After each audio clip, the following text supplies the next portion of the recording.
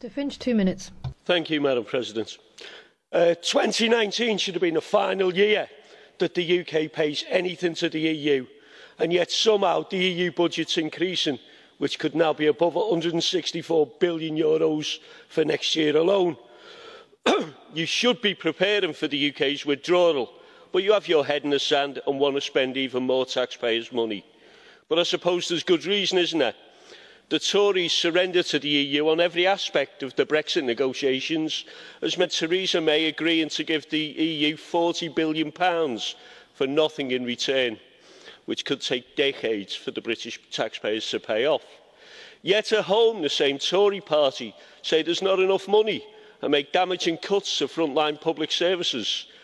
The British negotiators need to remember that the UK is not legally obliged to pay the EU anything after we leave.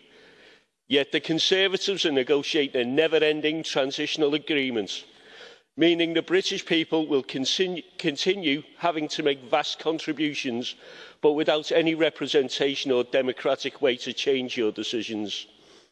The Tories are negotiating a Brexit that's even worse than if we'd remained a member. And now we discover that Mrs May is, as part of her abject surrender to Mr Barnier, going to commit to suspending an additional £20 billion for the next framework. £1's too much. There should not be one penny, one pfennig, one centime. If we look at how the EU spends our money in the UK, it's clear what's going on. €300,000 to the European Alternatives Group, €350,000 to the European Movement, and in 2017 the My Life, My Say group received €15,000. The list goes on. All these groups oppose Brexit and they're doing everything they can to overturn the referendum. You often talk about foreign interference. Herr Ellison.